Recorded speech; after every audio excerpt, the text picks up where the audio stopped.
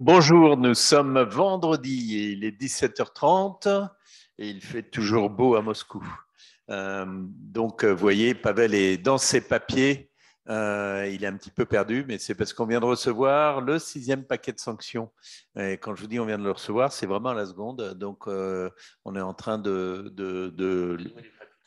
dénouer les papiers cadeaux et surtout de comprendre qui a été sanctionné, qui ne l'est pas. Enfin, bref, Pavel est en train de voir tout ça et vous l'expliquera un petit peu plus tard. Igor, du coup, est resté chez lui parce qu'il ne voulait pas voir ça. Mais il est à Moscou, donc il n'y a pas de problème. Et bien évidemment, Arnaud, courageux, lui est venu. Et en cravate en plus. Arnaud, que s'est-il passé entre mercredi et aujourd'hui d'important et qui est à reporter? Pas mal de choses. Donc, effectivement, la publication officielle du 6e paquet de sanctions européennes, les contours généraux avaient été approuvés en début de semaine lors du sommet du Conseil européen. Pas de grande surprise a priori sur le sectoriel. S'agissant des listes, il y a 60 personnes physiques et 18 personnes morales. Sous réserve de découverte de la part de Pavel, ce qu'il faut en retenir de ce qu'il y a de plus marquant, c'est la présence de M. Voloj, qui est cofondateur de Yandex. Il a d'ailleurs annoncé sortir du conseil d'administration de Yandex dès l'annonce de cette mesure. La famille de M. Peskov, porte-parole du Kremlin, ainsi que Mme Kabayeva, ancienne championne olympique, et auquel certains prêtent une proximité avec le président de la Fédération de Russie. Mais il y a d'autres sanctions qui sont tombées hier aux États-Unis et qui sont un peu différentes et qui concernent notamment M. Alexei Mordachov, qui est un des grands oligarques, un des grands capitaines. Oui. On ne nous dit pas de son, alors j'espère que vous nous entendez. Bon, très bien. Merci. Donc, je disais également hier le département du Trésor américain qui a annoncé une nouvelle vague de sanctions, et la personnalité la plus significative qui est concernée, c'est indubitablement M. Mordachov, cofondateur notamment de Severstal. C'est l'un des grands oligarques, l'un des grands capitaines d'industrie en Russie. L'impact, évidemment, risque d'être important pour ces sociétés, un impact sans doute comparable à celui de Roussal en 2018. Il s'agit de l'inclusion sur la liste dite SDN. Donc, c'est ce qu'on fait de plus violent, si j'ose dire, en termes de sanctions américaines. Quelques chiffres. Le PIB de la Russie qui a reculé de 3% en avril en glissement annuel.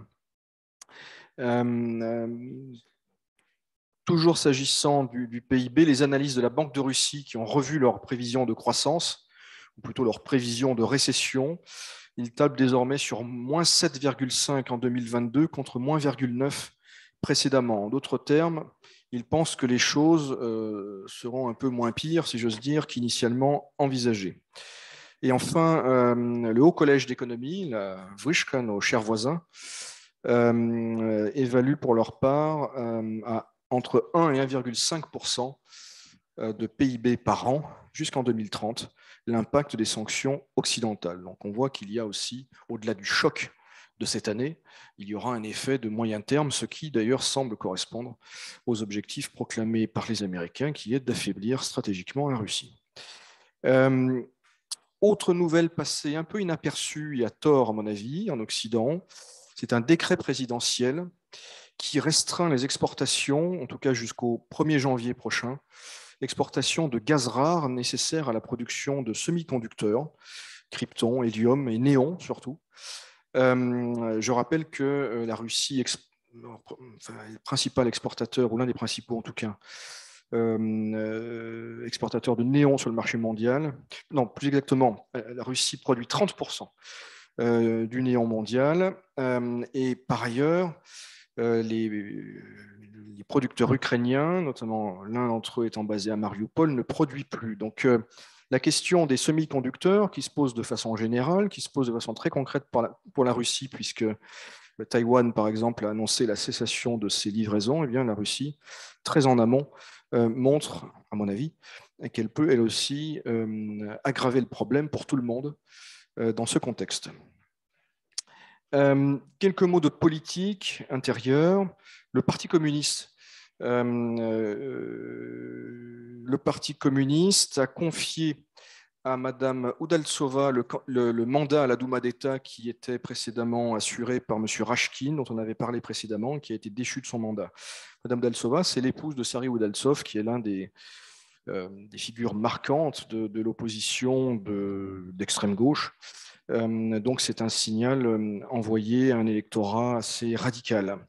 Par ailleurs, hier, le Roskomnadzor, c'est-à-dire l'agence fédérale en charge des télécommunications, a indiqué être à l'origine du blocage du service VPN Proton qui est utilisé en Russie.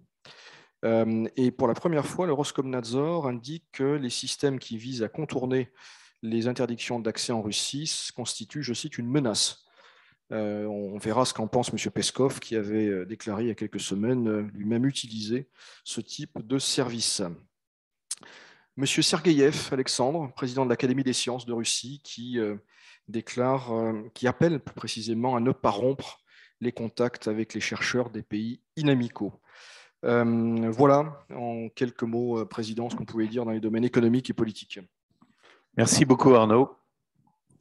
Quelques nouvelles avec ces sanctions, bien évidemment. Sur un plan diplomatique, Igor, que s'est-il passé? Je te rassure, Président, il ne s'est rien passé du tout.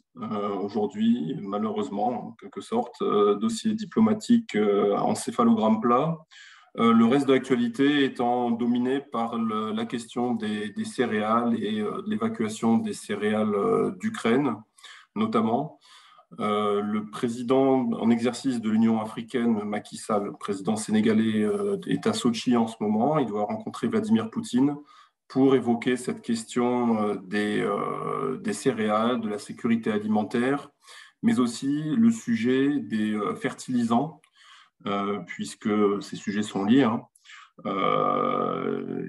D'après le président sénégalais, les céréales et les fertilisants russes doivent être évacués du périmètre des sanctions. Alors, il s'agit de sujets qui, en tant que tels, ne sont pas forcément l'objet de sanctions. En revanche, ce sont les sociétés qui les exploitent ou qui les transportent, ou les détenteurs des sociétés qui les exploitent et qui les transportent, qui peuvent être frappés par des sanctions, d'une part. Et d'autre part, il y a une très grande fébrilité des sociétés d'assurance, des armateurs pour travailler sur les ports russes, pour évacuer ces marchandises des ports russes qui créent évidemment des tensions sur le marché. Alors, les États-Unis ont fait savoir cette semaine qu'ils étaient prêts à rédiger des lettres de confort, autrement dit des lettres de réassurance pour donner des garanties écrites comme quoi ils manifestement ne poursuivraient pas en justice les gens donc les sociétés ou les opérateurs qui se livreraient à des transactions avec des sociétés russes ou avec la Russie au sujet des engrais et donc des céréales. Mais cela dit, il y a évidemment une grande crispation autour de ce sujet-là et c'est pour cela que le président de l'Union africaine, notamment, se rend à Sochi aujourd'hui. Toujours sur la question des céréales, il y a eu un entretien hier entre M. Alexandre Fomin, qui est donc vice-ministre de la Défense, et Martin Griffiths, qui est le secrétaire général adjoint de l'ONU en charge des questions humanitaires, qui se sont donc entrevus là aussi sur la question alors là pour le coup des céréales ukrainiennes et de leur évacuation à travers le port d'Odessa. Alors le fait qu'un fonctionnaire international de l'ONU rencontre un fonctionnaire de la défense russe, à mon avis, donne le signal qu'ils ont probablement discuté de la faisabilité d'une telle opération, en tout cas des enjeux de sécurité et des conditions de sécurité qui entoureraient une éventuelle opération d'évacuation des céréales à partir d'Odessa. Des sources turques indiquent que manifestement, il y aura un scénario qui serait à l'étude, qui impliquerait l'ONU, la Russie et la Turquie en vue de monter un corridor vert pour évacuer donc ces céréales depuis le port ukrainien. Je rappelle, cette semaine, M. Lavrov a indiqué que la marine turque pourrait se charger de la partie déminage de l'opération, puisqu'on rappelle que le port d'Odessa et les approches du port d'Odessa ont été allègrement minés par les Ukrainiens dès les premiers jours de l'opération spéciale. Et que d'autre part, le ministre russe des Affaires étrangères doit se rendre en Turquie la semaine prochaine pour évoquer ce sujet, entre autres, avec son homologue. Voilà. Donc un problème finalement avec deux volets, les céréales ukrainiennes et Odessa d'un côté, et la question des céréales russes et des engrais russes de l'autre côté, mais le tout participant à une crise qu'on annonce, une crise de sécurité alimentaire, une crise voire de la faim, qui pourrait toucher notamment le Sud et les pays africains. Qui donc est le parti d'un tout en quelque sorte. Voilà, Président, pour ce qu'on pouvait dire aujourd'hui. Merci Igor. On va suivre en tout cas l'entrevue entre le président de l'Union africaine et le président Poutine, et on vous en fera un rapport lundi pour vous dire exactement ce qui s'est passé. Pavel, il y a des choses à dire? Ça, c'est sur l'activité de la Chambre, mais on va peut-être le dire après avoir répondu aux questions de nos auditeurs. Et les sanctions, tu nous en parleras un tout petit peu après? Bon. On n'a pas beaucoup de questions. Alors, en fait, on n'en a qu'une. Donc, si vous voulez poser des questions, surtout, n'hésitez pas. La question que l'on a, c'est selon des sources issues du renseignement américain citées par Newsweek, Vladimir Poutine aurait été traité du sida d'un cancer du pancréas avancé en avril. Avez-vous entendu quelque chose à ce sujet? Alors, nous, non, mais je ne sais pas si Igor ou Arnaud voulaient dire quelque chose. Non, évidemment que nous n'avons aucune information sur le sujet. Vous imaginez bien que l'état de santé du président russe, comme d'ailleurs l'état de santé des chefs d'État, des grands pays en tout cas, relèvent du secret défense, en principe. Donc évidemment, on n'a pas d'informations. Il y a diverses rumeurs qui circulent.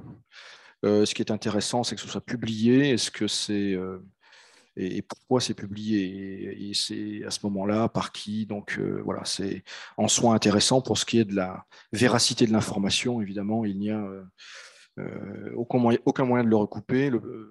Le porte-parole de Vladimir Poutine, il y a quelques jours, a démenti vivement ces rumeurs, indiquant que le président russe apparaissait en public très régulièrement et que chacun pouvait se faire un avis sur son état de forme et de santé.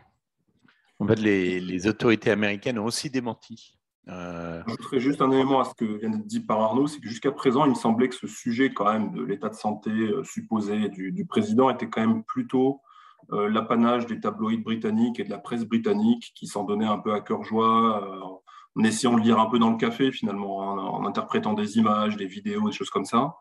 Là, on voit que c'est un grand média américain qui se met à évoquer le sujet. Donc, voilà, effectivement, il y a une nouveauté en termes de médias et d'origine du média.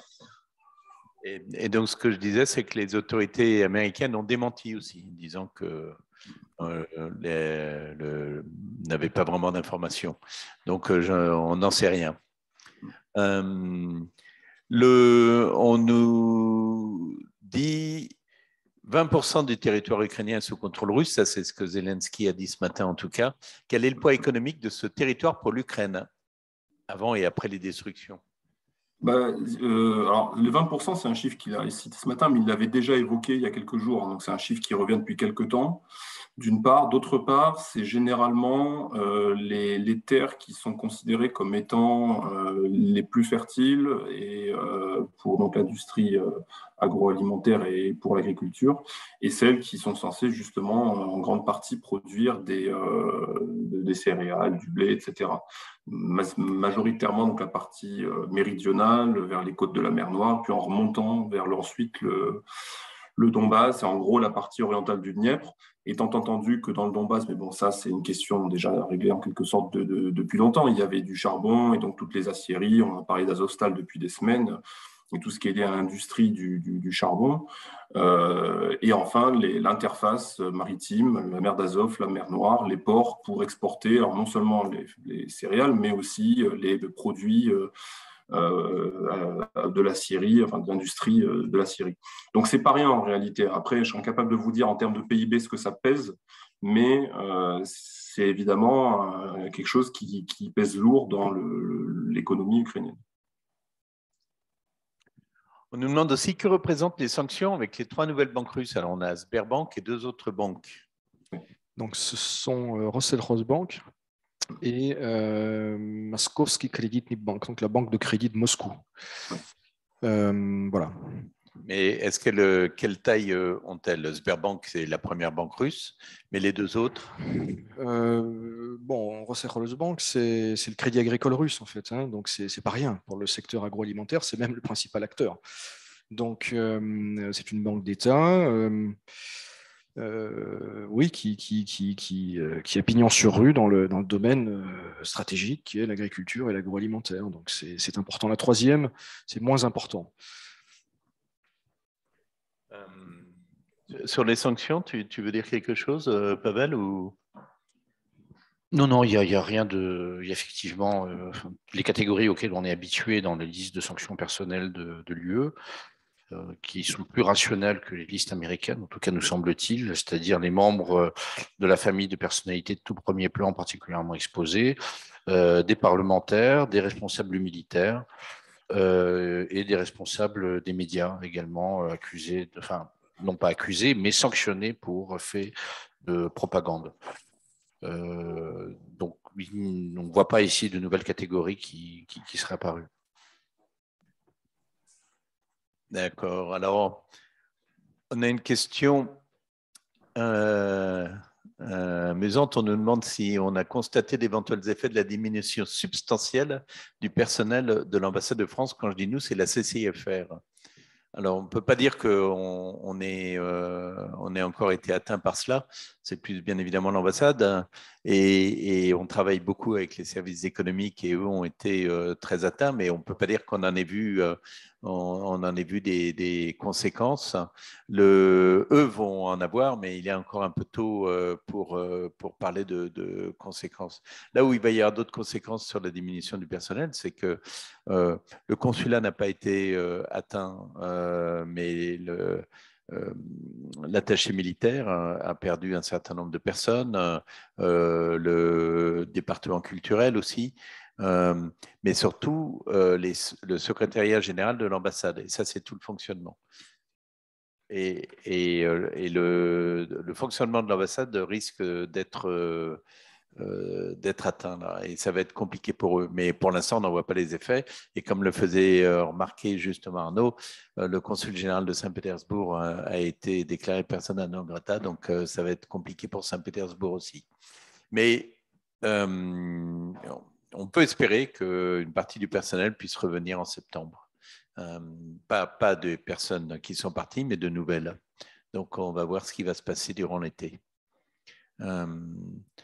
D'ailleurs, pour ceux qui se posent la question, notre ambassadeur de France, Pierre Lévy, a été renommé pour au moins 1 an. En fait, il était atteint par la limite d'âge et devait partir en retraite, mais le Conseil des ministres a prolongé son mandat encore jusqu'à un maximum de 2 ans pour l'instant. Donc, en tout cas, nous gardons donc notre ambassadeur, ce qui, bien évidemment, nous réjouit. On préfère avoir quelqu'un que l'on connaît qu'une nouvelle personne qui, dans ces situations compliquées, pourrait mettre du temps à comprendre ce qui se passe. On nous demande pourquoi avoir attendu autant de temps pour sanctionner Sberbank. Les banques récemment vendues, Rosbank et Tinkoff, pourraient-elles, dans un avenir plus ou moins proche, être aussi sanctionnées? Je ne sais pas qui veut répondre. Arnaud? Disons qu'il y avait une forme de prudence européenne vis-à-vis de Sberbank, dont on connaît le poids dans l'économie russe. Mais comme je l'indiquais lors de précédentes séances, tous les tabous sont en train de tomber. Et puis il y a l'effet Gazprom Bank. Gazprom Bank qui, en réalité, a été sanctuarisé à la suite du changement de mécanisme de paiement des factures de gaz pour les Européens. Donc, je dirais quelque part, non pas l'importance de Sberbank pour l'économie russe est moindre, mais pour le flux russo-européen, c'est peut-être moins critique. Donc Gazprom Bank sanctuarisé, Sberbank sanctionné. Voilà, c'est un petit peu la logique. Rosbank et Tinkoff, évidemment, personne n'en sait rien. Sont effectivement deux entités privées, ce qui distingue des banques jusqu'ici sanctionnées. L'avenir nous le dira. En tout cas, on voit que d'une part, les sanctions au sein de l'Union européenne sont de plus en plus compliquées à élaborer, c'est certain. On voit aussi, et là je vous renvoie à un remarquable article, très court d'ailleurs, publié dans Commerçante aujourd'hui, les remarques d'un cynisant russe, un chercheur spécialisé sur les questions chinoises qui est allé à Washington et qui a raconté un petit peu ses impressions et qui disait finalement, qui racontait la machine infernale des sanctions américaines, avec des gens qui en public racontent que ça marche très bien et qu'il faut continuer, en privé qui racontent que ça ne règle rien, et en réalité, la mécanique infernale, c'est que la Maison-Blanche est obligée de donner des gages au Congrès, alors même qu'elle sait très bien que ça ne contribue en rien à rapprocher le terme de la guerre, ni à infléchir la politique russe. Et surtout à des conséquences économiques qui ne sont pas prouvées pour l'instant en tout cas. Elles seront sensibles pour tout le monde, y compris pour nous. Ça, c'est, quand je dis nous, ce sont les pays occidentaux. Et particulièrement l'Union européenne. Je rebondis sur ce que tu dis, un économiste français, Jacques Sapir, à qui on demandait qui bénéficie des sanctions, il a immédiatement dit en premier lieu la Chine, en second lieu les États-Unis, qui ont subi les dommages, l'Union européenne en premier lieu et la Russie en second lieu. Et je pense que c'est ce qu'on risque de voir si effectivement ils continuent dans ce jeu de sanctions. On nous demande comment les importateurs et exportateurs pourront être payés. Alors, c'est le problème, c'est le problème des virements bancaires, mais on a justement un témoignage de quelqu'un qui nous a envoyé un très gentil mot, je vous remercie, et qui voulait partager son expérience récente pour un paiement depuis la Russie en dollars sur son compte personnel suisse. C'est une double citoyenne française et suisse, résidant en Suisse. Et elle nous dit, à cause des événements récents, j'ai dû annuler des placements professionnels et personnels en Russie, Moscou et Sakhaline, prévus pour les 2 premières semaines de mars. 90% des frais engagés m'ont été remboursés par Aeroflot, hôtel, etc., très rapidement avant la mi-mars. Mes billets d'avion Moscou-Sakhaline m'ont été remboursés hier, le 2 juin, par l'agence de voyage Bolshaya Strana, après presque 2 mois de tentatives infructueuses. Mais vous y êtes arrivé, c'est une bonne chose. Sans aucun problème et en moins de 24 heures, le paiement est effectué en dollars via la banque Tinkoff, et la banque américaine de Bank of New York Mellon sur son compte personnel Crédit Suisse en Suisse. Donc j'imagine que la banque américaine était la banque de... qu'on appelle ça ? Correspondante, merci. Concernant les transactions entre banques russes et américaines, des sources internes à Gazprom Bank en Suisse, au Luxembourg et à Moscou m'ont confirmé que les échanges et paiements continuent et qu'il est plus facile de travailler avec des banques américaines que suisses ou européennes. Le business doit continuer et ça, ce n'est pas surprenant parce que c'est effectivement un feedback qu'on a eu plusieurs fois qui était bien plus facile de travailler avec des banques américaines qu'avec des banques européennes. De par vos briefings, je comprends qu'il y a un risque pour les voyageurs des pays inamicaux d'être stoppés et interrogés à l'aéroport à l'arrivée en Russie. Donc, même si cela me brise le cœur de ne pouvoir me rendre en Russie, je préfère attendre et espérer que la situation s'améliore et que tous les ponts, les liens avec la Russie et le peuple russe ne soient coupés. Alors, juste une chose, je comprends que vous attendiez un petit peu, mais ce n'est pas la peine d'attendre non plus indéfiniment parce qu'il faut voir quand même qu'une majorité de personnes n'ont pas de problème, que les problèmes sont toujours en majorité liés au vol par Belgrade. Il si vous êtes suisse, vous ne devriez pas avoir de problème. J'ai un ami anglais qui est rentré il y a quelques jours et qui m'a dit qu'il a passé 4h30 à la douane, mais il est anglais. Et les Anglais sont particulièrement surveillés. En tant que Suisse, vous ne devriez pas l'être, donc je vous conseillerais quand même de revenir, parce que si vous attendez que les choses s'améliorent, malheureusement, j'ai peur que vous attendiez très, très longtemps. Donc, revenez voir vos amis.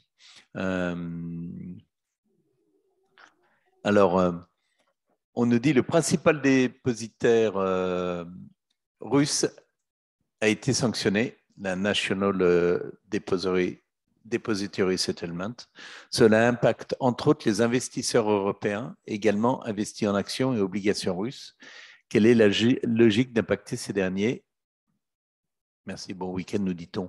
Mais je ne sais pas. On n'est pas capable de vous répondre pour l'instant, Nicolas, mais on va regarder. Il faut qu'on note la question. Donc, Boris, tu peux aller voir près de Anna là-bas la question pour la noter. Alors, votre question, on me dit, avez-vous répondu à votre question sur Kaliningrad? Non, pas encore. Alors, on nous dit, c'est sur un autre sujet, S7, qui est donc une compagnie aérienne russe, propose des super tarifs depuis Kaliningrad, mais par où passent les avions et peut-on y aller depuis Paris? Je n'en sais rien. Alors on a une expérience ici. Alors, pour être allé à Kaliningrad récemment, il y a la semaine dernière, les avions actuellement mettent plus de temps pour voyager, mais ils contournent donc les pays baltes, à peu près 3 heures pour aller à Kaliningrad. Et après, depuis Kaliningrad, il est possible de prendre un bus pour aller jusqu'à Gdansk ou même à Varsovie, et de là voler librement en Europe. Ça se fait assez simplement. Donc, si on arrive de Paris, on vole à Varsovie et après, on peut prendre un bus. Et après, on peut pour prendre aller un à bus. Kaliningrad. C'est plus simple depuis Gdansk, parce que c'est plus proche Gdansk, de la frontière. Il y a des vols Paris-Gdansk. Il y a des vols Beauvais-Gdansk ou dans d'autres. D'accord. Voilà. Et après, il y a des bus régulièrement, plusieurs par jour, et qui font à peu près 5 heures pour aller de Gdansk à Kaliningrad. Et après Kaliningrad-Moscou, c'est 4 heures, c'est ça? Après, c'est 3 heures d'avion. Ouais. Il y a 3 beaucoup heures de vols, plein de vols par jour. Et c'est assez accessible. Ouais. Et il passe par la mer Baltique. Il passe par la mer Baltique, tout à fait. Ouais. Il ne va plus en direct, bien évidemment. Merci. Vous avez vu Grégoire, notre directeur de la communication à la Chambre. Pavel, tu veux faire un petit point sur… Non, simplement, certains d'entre vous seront peut-être intéressés, en tout cas des collègues éventuellement.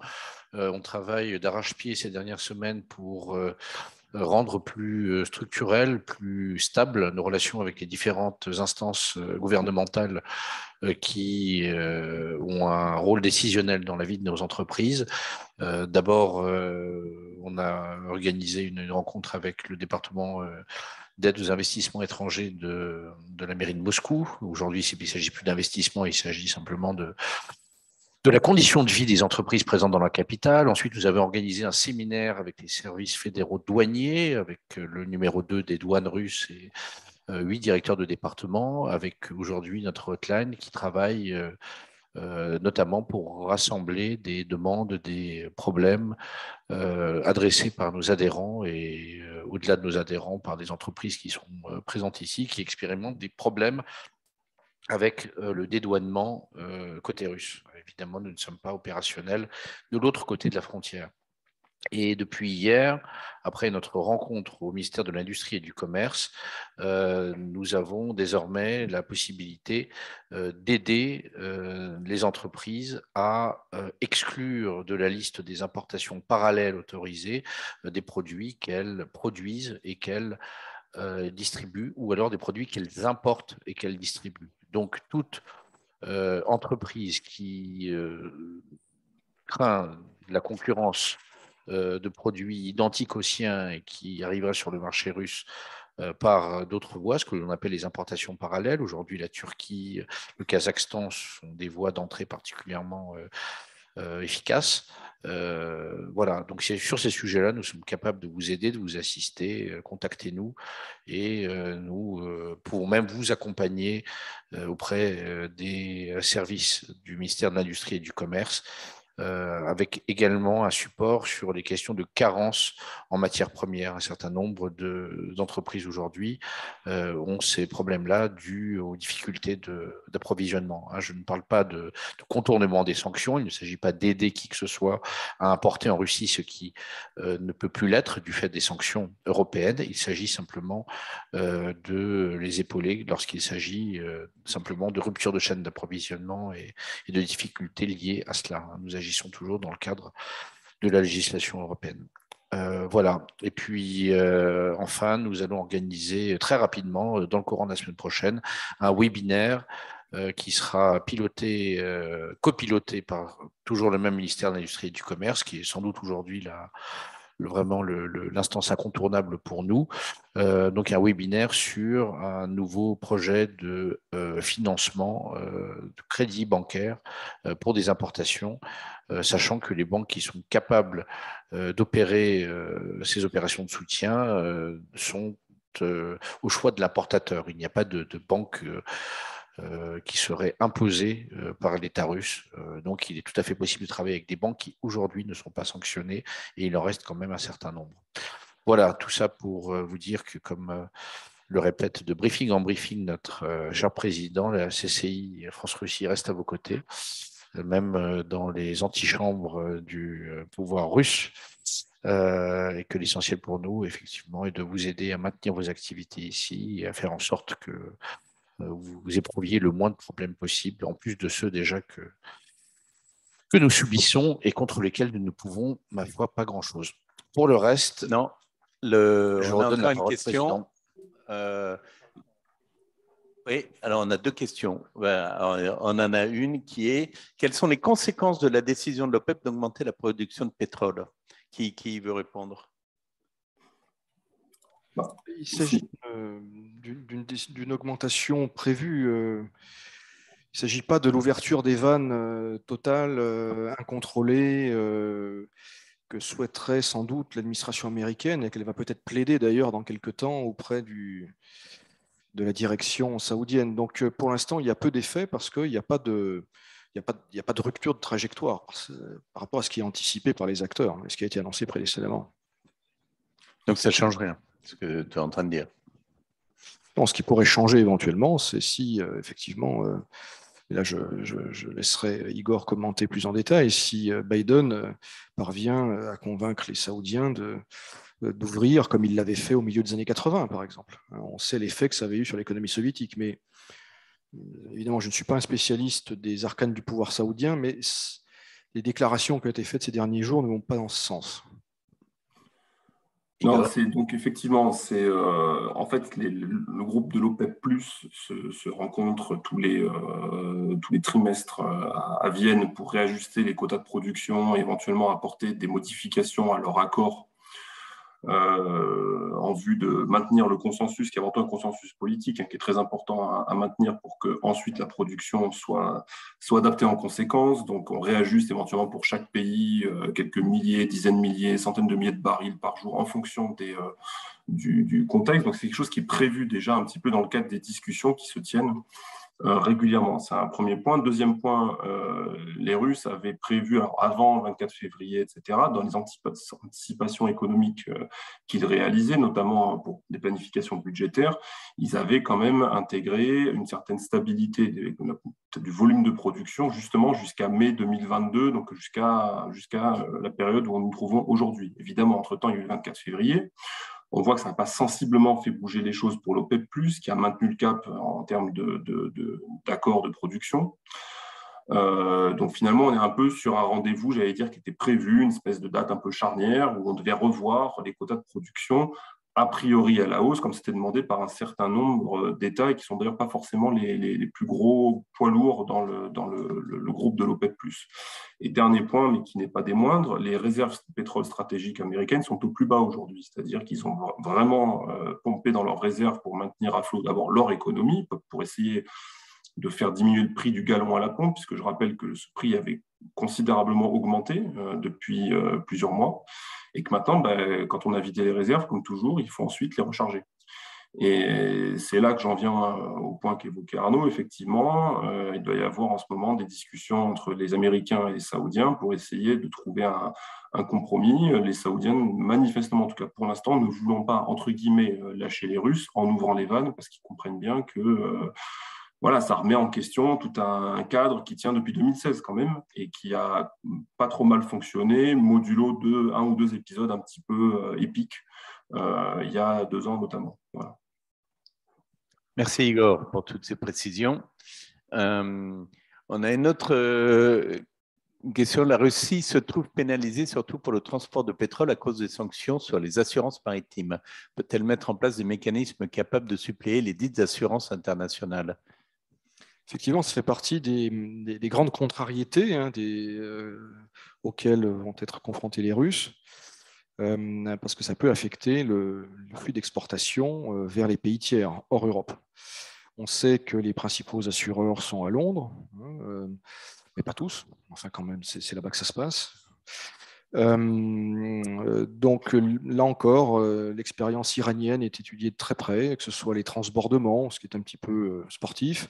Il y a aussi la possible constitution d'un pôle d'assurance par les producteurs nationaux. On peut imaginer que les pétroliers russes fassent un pot commun et créent un fonds d'assurance. Alors ça c'est pour l'assurance, puis il y a la réassurance qui est encore plus compliquée. Là, on peut imaginer des garanties d'État. Bon, après, il faut savoir comprendre quelles sont les garanties exigées par les acheteurs.